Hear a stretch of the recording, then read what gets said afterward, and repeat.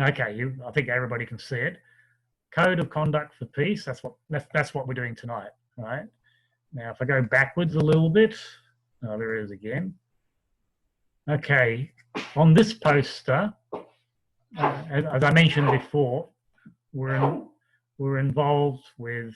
We've got contact with numerous tablelands, New South Wales tablelands groups, and I'll just read it out just in case you can't see it. It's limited to 100 families. Now that could change. There's hundreds of hectares of tablelands paradise. It's a superb climate, over 1,000 meters elevation, and the temperature rarely exceeds 33 degrees C. It's also got very high light levels year round, and it's close to a region where they've set up some of the world's biggest tomato farms under glass. It's an ideal location for it. What's been suggested is nominal $30,000 domains, and that would be 2 to 3 hectares. Now, 1 hectare is quite big. 1 hectare is actually 100 meters by 100 meters.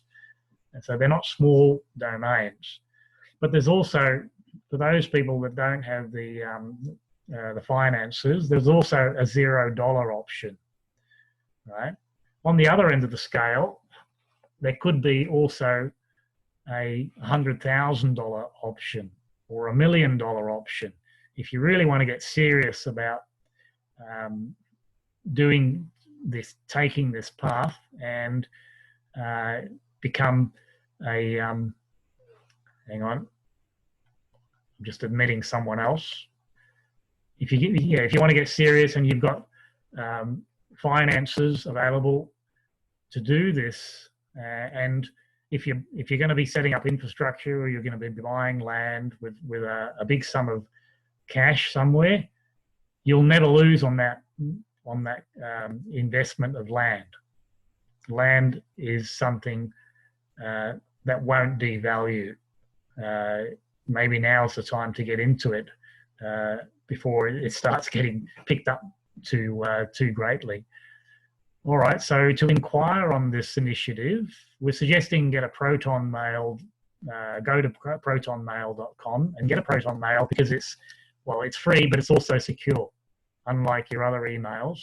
And in particular, we found some of the popular ones like Gmail, the emails get lost all the time. They disappear. They end up in spam, or they don't even get to your spam box very often. And so that could be an issue. Right? So check that email often. And we're asking people to email obladi5g at protonmail.com. And we're asking people to share some of their details, like their contacts, their web links, if you're online in any way. If there's others involved, what inspires you, community experience, your location, your skills, your vocation, whether you're renting or you've got your own home, finances, references, anything you want to share. And the proposal is to attend a meeting near a capital city soon. So we're building up numbers on that, and then we'll proceed with some sort of meeting and action on those suggestions. All right, so seeing that the share is working nicely, I'm going to go back to where I was working. Yeah, that's the activist chart. I'm going to go past that. Now, some of you might have heard about this book, The Eyes of Darkness, and it's a 1981 book. It's only a fictional book, right? So we don't need to give it too much attention, but I'll just share a couple of items out of here. On this page, it talks about Wuhan 400, a perfect weapon which was developed in a lab outside the city of Wuhan in China. It kind of sounds like COVID-19. but I'm not saying it is. Like I said, it's fictional. If I go to the next page, it gets really interesting. This paragraph here, I'll read it out. In around 2020, that's about now, a severe pneumonia-like illness will spread throughout the globe, attacking the lungs and the bronchial tubes and resisting all known treatments. Almost more baffling than the illness itself will be the fact that it will suddenly vanish as quickly as it arrived, and then attack again 10 years later, and then disappear completely. Well, it could be regarded as some sort of prophecy, but like I said, don't take it too seriously. And what I notice, what I'd like to share about what I've seen about this pandemic and virus is it doesn't seem to be real, right? What I perceive is it appears as though pandemics have been created several times the last 20 years, and each time it's been a dismal failure. It comes up, it peaks, and then disappears without too much major issues. I'm thinking that the COVID-19 is no exception. It's a dismal failure in terms of pandemics. However, they decided that they were going to lock everybody down anyway. And that's what they've done. Now, there could be a more sinister reason for that. They haven't been able to create a pandemic, and yet they've put a lot of the world's people into panic about this social distancing and lockdown and shutting down businesses, wrecking businesses worldwide. Even Virgin Airlines has gone into receivership, we've heard. And there might be more information on that, but anyway. But well, it's also saying it'll suddenly vanish as quickly as it arrived, and that seems to be happening already. Right? It's like a script, and that gives us, to me, that gives us a window of opportunity. I mean, the book says the quiet time will be about 10 years. It gives us a window of opportunity to restructure humanity worldwide, change the way we do things. And I'm going to make those suggestions very soon. Okay, so don't take too much notice of this information, or the book anyway, but I used it for a stepping stone. Okay, if I go to the next slide. Now, this information is a bombshell. It's called The Invisible Rainbow. It's a book about electricity and life. And thank you, Jane, for showing this to me. I'll read out just a little bit of it, the back cover.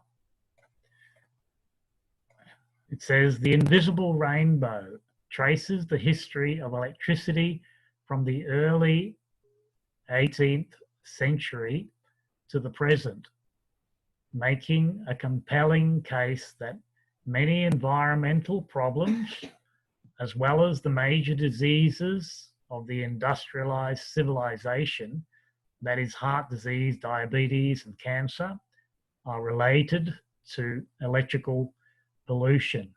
Now, it's a very well-researched book. About a third of it is just references.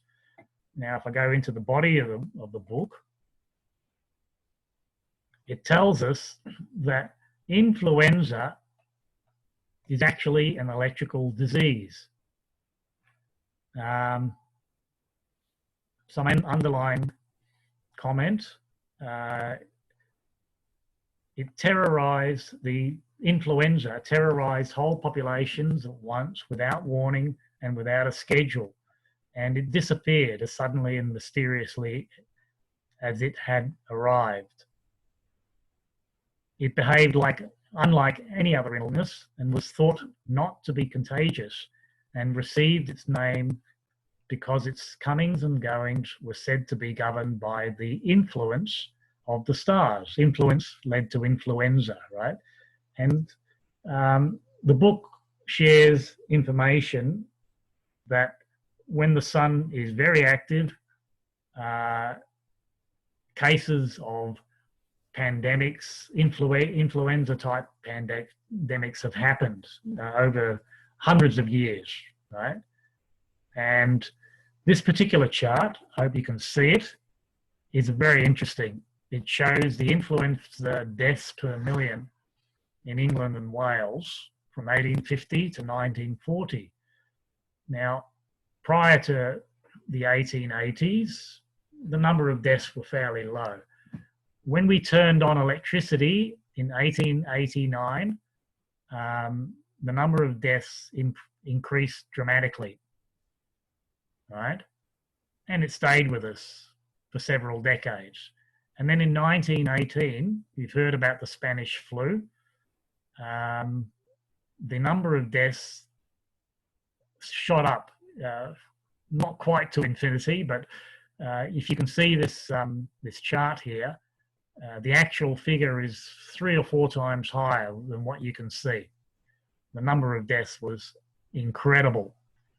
And 1918 is when a vast amount of radio was turned on. And I might be able to show you some of that in the next page.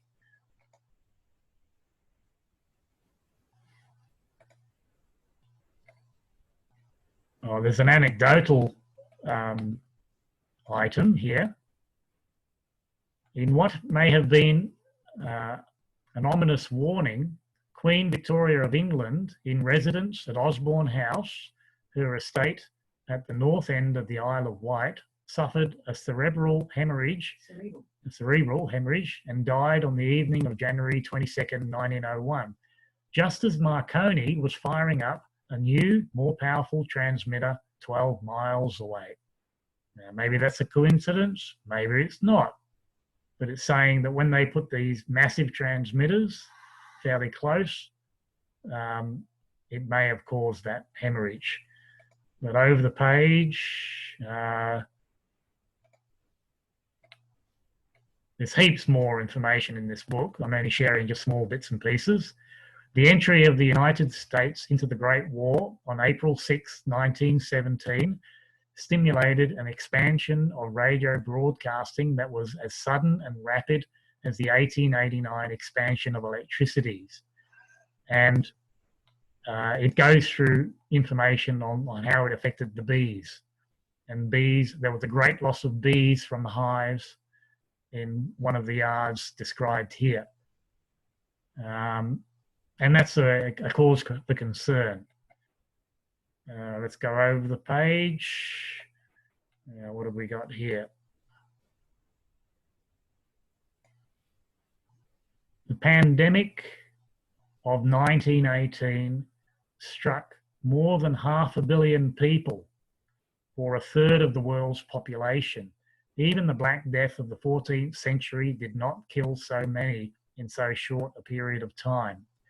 No wonder everyone is terrified of its return.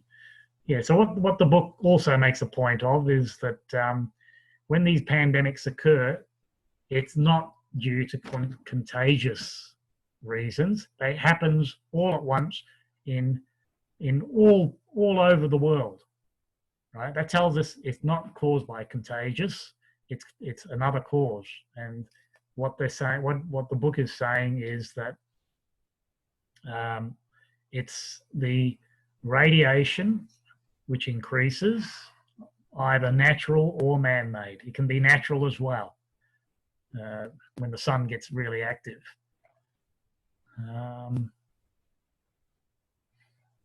Okay, we'll move on. However, I shared in a different presentation more information about the 1918 Spanish flu. This is a very well-researched article you can find online, and it says, it suggests that the 1918-19 Spanish flu wasn't a flu at all. It was bacterial, and it was the result of a vaccine experiment. which was initiated from the US Army. Anyway, there's two theories there, and maybe they both had an impact, right? The turning on of electrical devices, radiation devices, and this bacterial vaccine experiment, which might have gone wrong. All right, so we'll go on from there. I actually go into this in a lot of detail in another one of the presentations I've got on our YouTube channel.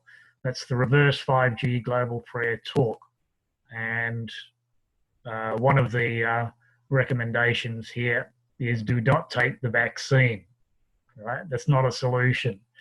You know, if you wish, you can go back to these presentations. They're online. You can watch them. All right, moving on. Oh, there's more of those presentations. We've got some of the brilliant minds that are dealing with constitutional common law in this collection. Check it out sometime. And something else that we found on Facebook, and it's more or less precisely what I'm suggesting here in this webinar. Nothing should go back to normal. Normal wasn't working. If we go back to the way things were, we will have lost the lesson. May we rise up and do better. I couldn't agree more with that statement. We need to change on a massive basis. I've already touched on what and how we need to change, and it's a very deep subject in itself. We need to get closer to the earth. In a big city, you're disconnected from the earth and you become what's known as a consumer. And westernized economics, that's what we are defined as, consumers which have to be controlled, and they're nasty, greedy little creatures, and they have to be controlled at all costs. That's a lie. We are not nasty creatures, we are loving creatures, and that's part of the consciousness shift that we need to make. If we can recognize that, then we will have taken the first step, you could say, and we start to awaken. Next page. Yeah, the normal, which is happening around the world, is hunger. Close to 9,000 children starve each day. If that's normal, it's not acceptable. And it's neither a lack of food nor a lack of water, but a lack of will, which is causing these issues. The information tells us that there is enough for everyone. And if you have a consciousness of not enough, that's an excuse for genocide. And what I recommend is get that idea out of your head. There is enough for everyone, regardless of the size of the population. Okay, so we're all responsible, including our governments. Okay.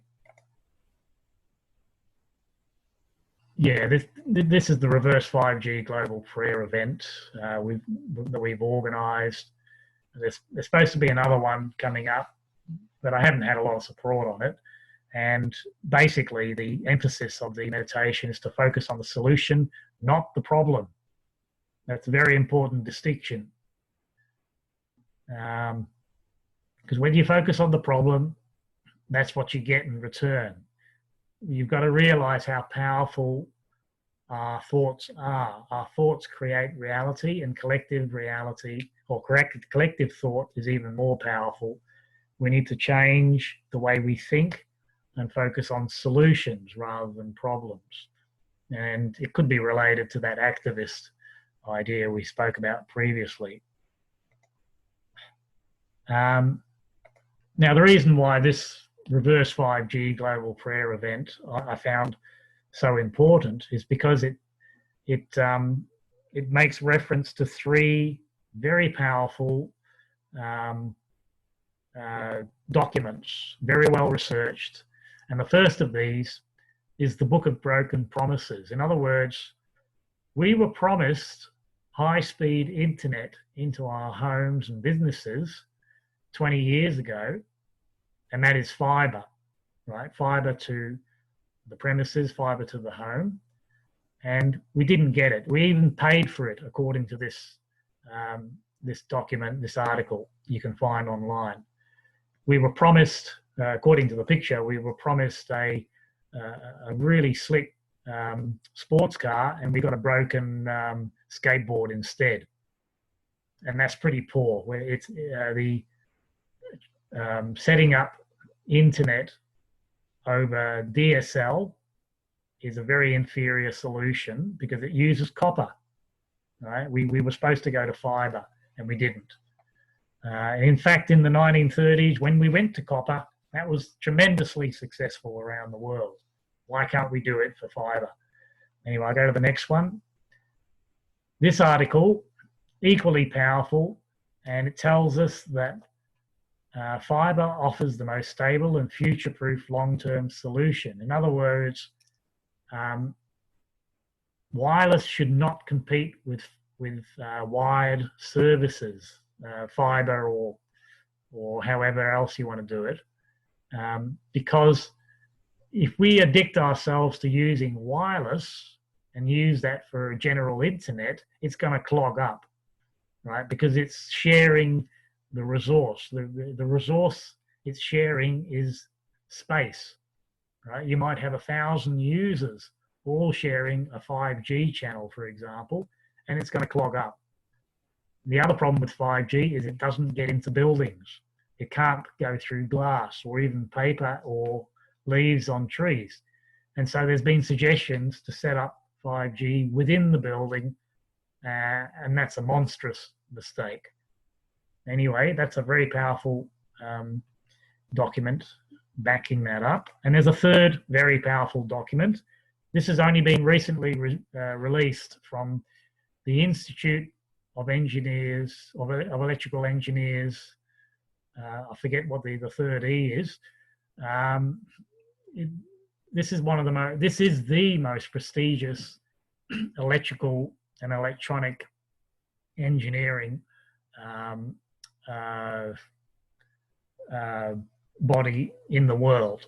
Right? I used to be part of the IEEE, the Australian equivalent, for several decades, the Institute of Radio and Electronic Engineers.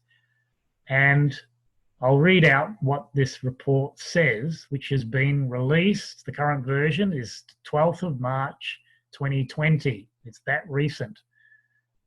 And it says the electromagnetic radiation emitted out of wireless communication modules in various IoT devices, especially used for healthcare applications due to their close proximity to the body, have been identified by researchers as biologically hazardous to humans, as well as other living beings. Different countries have different regulations to limit the radiation density levels caused by these devices. So here we have a document, almost brand new document, which is totally at odds as what we are getting from the so-called government body, ARPANSA, which is saying this radiation is safe. And this is coming from the IEEE, and I'd suggest can be used if you want to, if you're in a position to do something about raising these concerns with so-called authorities. All right, so a very powerful document. Those three are actually very powerful themselves. So notice what I've done with that. I've actually focused on the solution, not the problem. Three very powerful documents. And I advise you to do that yourself. Okay, there's a documentary online. You'd have to pay for it. It's called The Biggest Little Farm. And if we do set up these rural cooperatives, this is a great model, right? It uses old style farming, and that is to have a variety of animals on the farm, And I don't like the word farm. Farm means to take, let's call it a garden, right? Because then you're putting into it a variety of animals, right? And we treat those animals with respect, and also a great variety of fruit and nut trees, right? You don't have monocultures on these on this setup. Anyway, we'll probably play this at our cinema when we get back to Melbourne. In the meantime, look it up. Very worthwhile as a model. And there's plenty of other models I can share, but this one's very recent. All right, we've returned to the. Can I just say, so I've recently watched that film, and it's a great film. I can highly recommend it to everybody. Yes. I love the dive.